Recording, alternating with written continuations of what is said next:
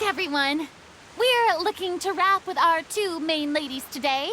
I can already smell our success.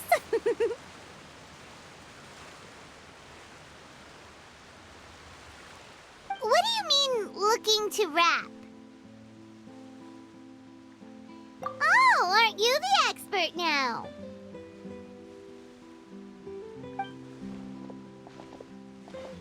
This upcoming scene is the two Musketeers' final confrontation with the Baron. There'll be quite a bit of action, but no choreography beyond what we've already rehearsed. Anyway, get ready. Lights, camera, action! The view is beautiful tonight. It reminds me of that fateful night 10 years ago. And now that I've said it, I can even make out the faint fragrance of herbal tea in the air. Enough, villain! It's time that you pay for the death of our mother! My dear Iris, have you forgotten your manners? How can you speak like this to your own father? I'd sooner swallow all of my teeth than call you father. What did I expect? Seems the daughters have turned out to be just as obstinate as their foolish mother. In this world, Mora and status is everything. She thought she could blackmail me using her children and force me to grant her recognition and concessions? Ah, how naive can a woman be? Mother never asked a single thing of you. All she wished was for us to live a peaceful life, just like the others. It was you who personally brewed the poison of prejudice and sent Mother to her death. Compared to that deadly poison, the 2 bullets that will soon pierce through your heart will be like sweet mercy. And that's exactly why I said you're just as naive as her. Did you really think 2 muskets would be enough to defeat me? So let's see. What is stronger? Mora and power, or the 2 muskets in your hands? Get them! Tulip! There are too many of them! It'll be okay. We'll cover each other, Iris. And Mother will be watching over us, too.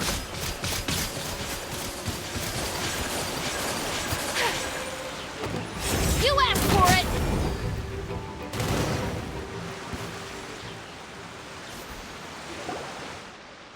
You've lost. To think I'd lose to my own 2 kids. We are no children of yours, and we'll never call that place our home. Then tell me, what did you do all this for? You lost your mother, and will soon kill your father as well.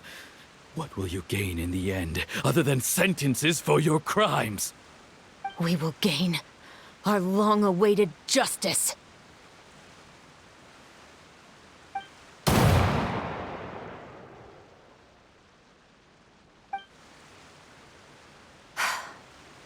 It's over. Finally, it's over.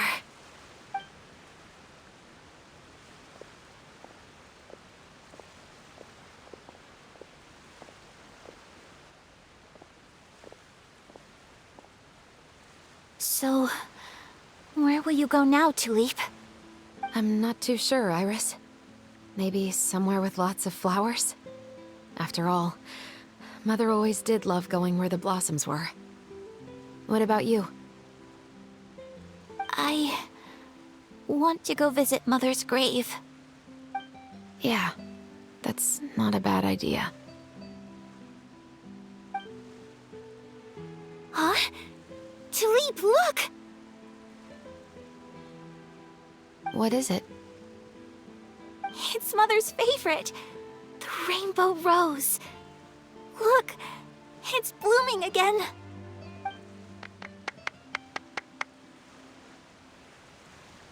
Excellent! That was beyond mesmerizing. Even I didn't expect this scene to go so well. And we got it in a single take. All right, everyone. we've got a wrap for Tulip and Iris. Congratulations, Ayaka and Chevres!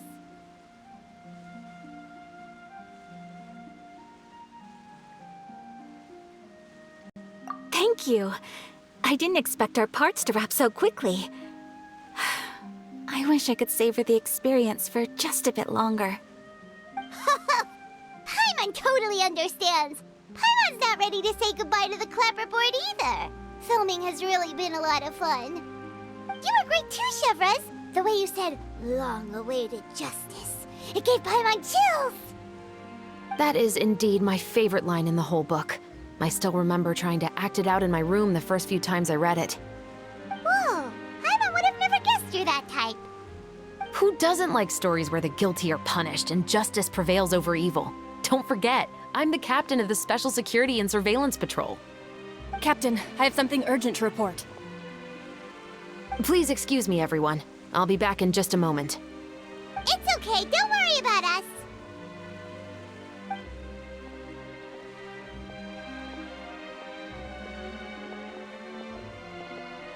Oh? Was she whisked away by work already? I was just about to tell her how great she did. It seemed like some urgent official business. Then perhaps we should thank the stars that we were able to wrap both of your parts so quickly today. Switching around the filming schedule would have been a real pain. Anyway, I actually came over to let everyone know that we're all done for today. You can go home and get some rest. And one last thing, Miss Ayaka. Your acting skills today were immaculate as always. Are you sure you won't consider taking up full-time acting?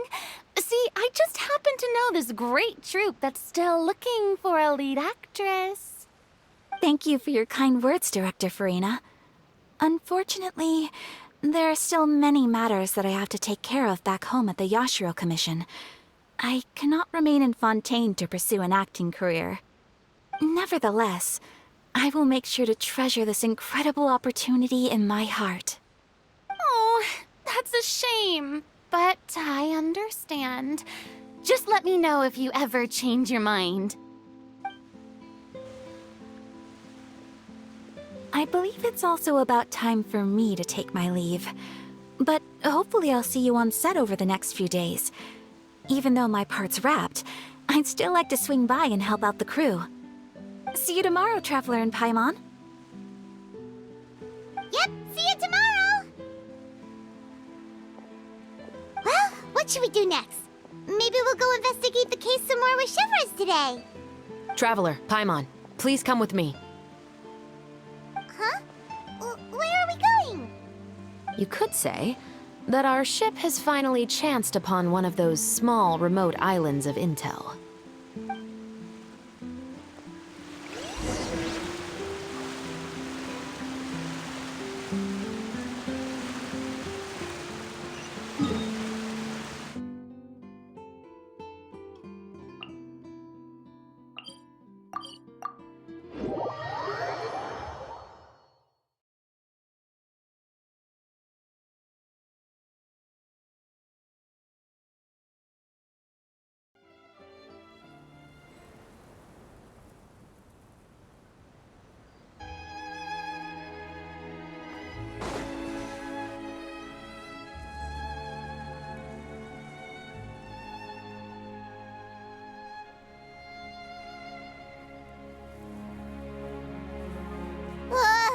Paimon's exhausted.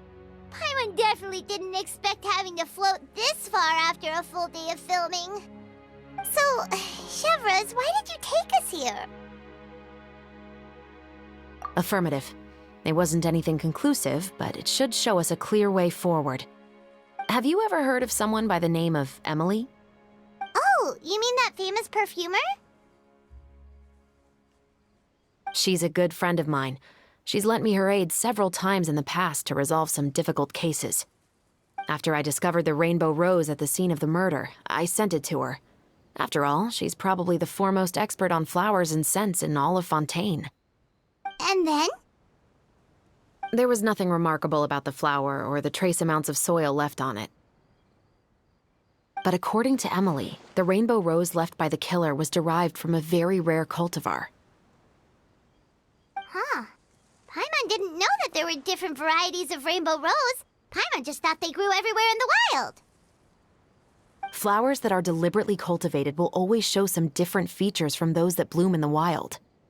We already knew that the rose left at the scene belonged to a special cultivar, but with Emily's expertise, we were able to pinpoint the place where it was first picked from. Oh, Paimon gets it now. So whoever first planted that rainbow rose was probably the killer. Precisely. And after we checked what we learned against some sales records from the past, we discovered that there's only one person in all of Fontaine who could grow and sell this specific cultivar. Really? And who is it? It's the novelist. But didn't you say he had an alibi? To be clear, I haven't changed my mind about him. I still don't think he was the one who pulled the trigger. However, that doesn't mean the true culprit never visited him at his home or never purchased a rainbow rose from his garden. Whatever the case, we will have to confirm a number of things with him.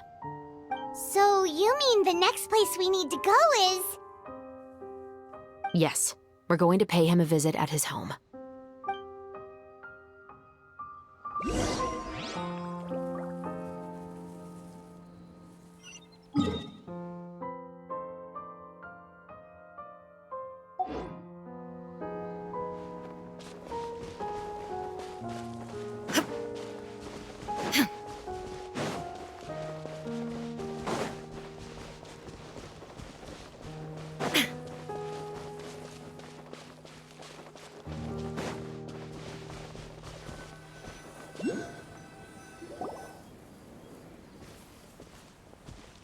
That should be his house.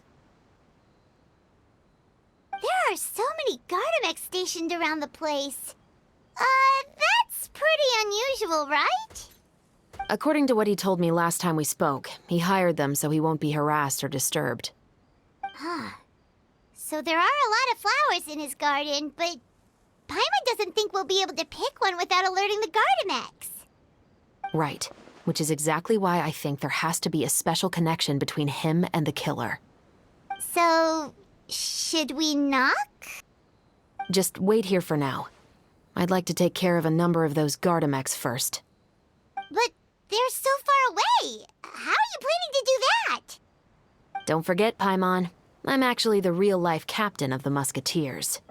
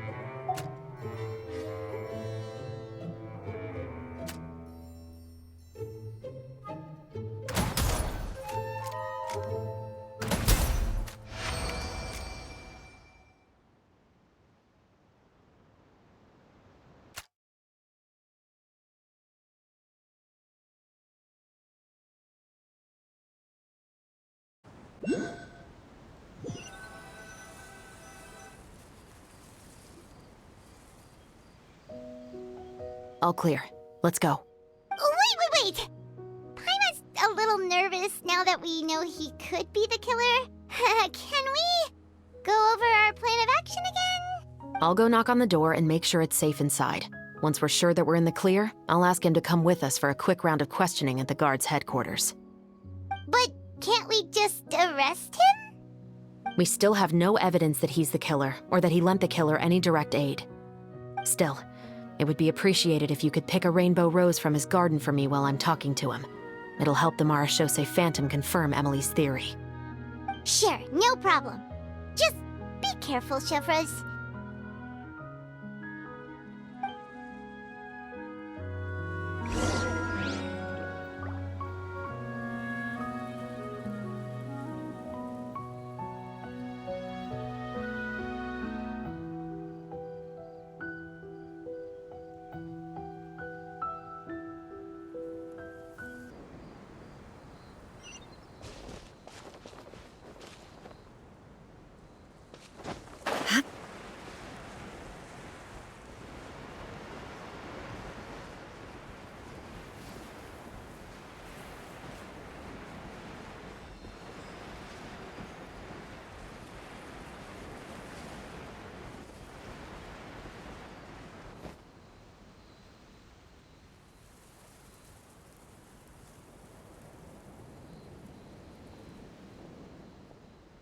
Excuse me, Mr. Baptiste, are you home?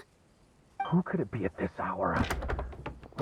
Oh, it's you, Officer Chevreuse. Would you mind accompanying me to the guard's headquarters, Mr. Baptiste? We would like to ask you some questions about a case. Oh, is it still regarding the murder case from before? I cannot confirm or deny that at this time. So it is then. Listen, I need you to come with me, Mr. Baptiste. Miss Chevreuse, I'll save you the trouble. Oh, and you two over there? There's no need for you to pick my flowers either. It's not time for them to bloom yet. Oh! Okay.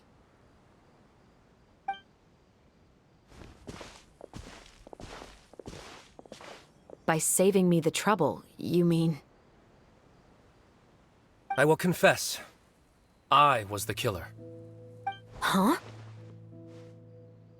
He just admitted he's guilty! Please relax, everyone. I'm not armed.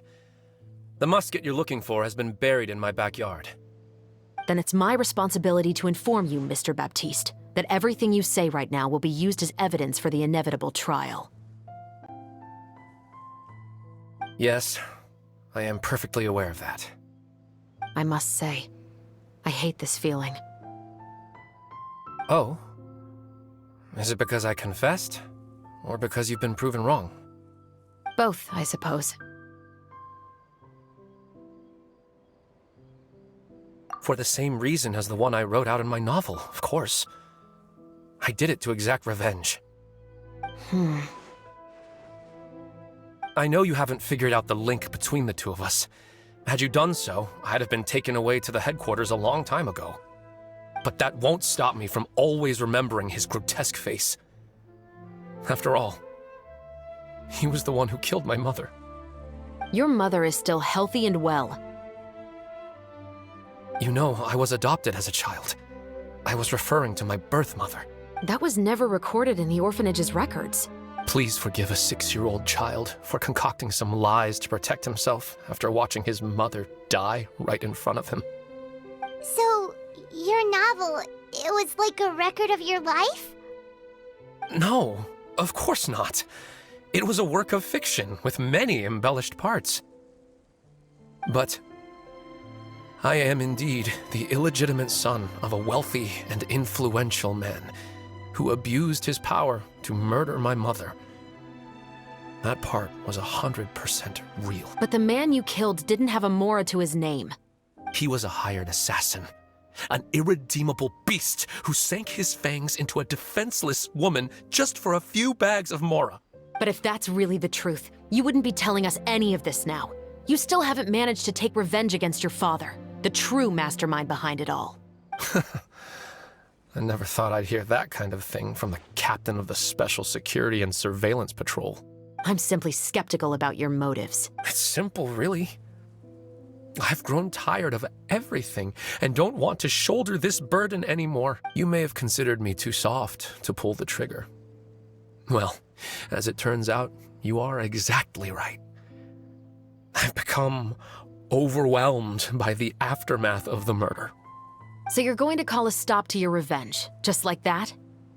The true mastermind is too rich and too powerful for me.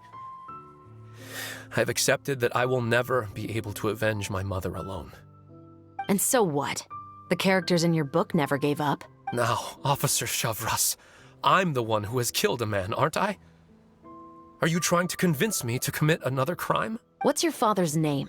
How do you plan to prove the veracity of all of your claims? Well, I'd like to speak with you privately. Sure. Why don't we speak privately at the guard's headquarters? No, it has to be here. I must ensure that we won't be overheard. Fine. Let's talk here. When I said won't be overheard, I meant I would like to speak with you and you alone.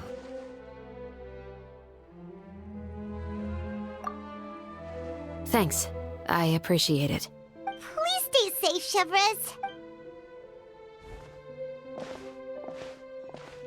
All right. Let's hear it. Will you really believe what I'm about to say? Well, that depends on what you're going to tell me. Fair enough. Fair enough. Then listen closely.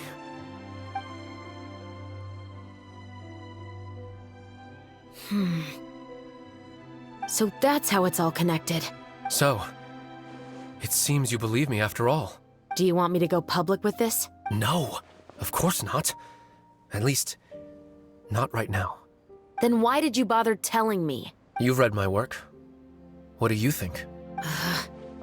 Even if you were to go public with all of this right now, he'd simply deny everything.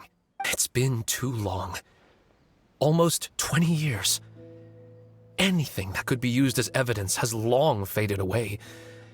Even if there might have been a solitary island of truth once upon a time, it has long sunk beneath the waves by now. Justice will never find him. Not if you don't try. I know that as the captain of the Special Security and Surveillance Patrol, you will always stand on the side of justice. But do you really think a cushy life in prison really constitutes justice for him? I bet he could lead an extremely comfortable life in the fortress of Meripede. What are you trying to say? I've been observing you from a distance. Your portrayal of the Musketeer was exquisite. Pull the trigger of justice against him. Let the villain get what he deserves. You want me to let you go so you may complete your revenge? No, Officer Shavras. I know that would be impossible. No. What I'd like is for you to perform the deed. Oh, Chevres sure is taking her time. What could they be talking about anyway? Oh, Paimon's worried. What if he decided to attack her? Oh, you do have a point. Still, do you have any idea who the rich person might be? And why the novelist doesn't want us to hear what he's saying to Chevres? Sorry to keep you waiting, you two. Hey, how did your talk go?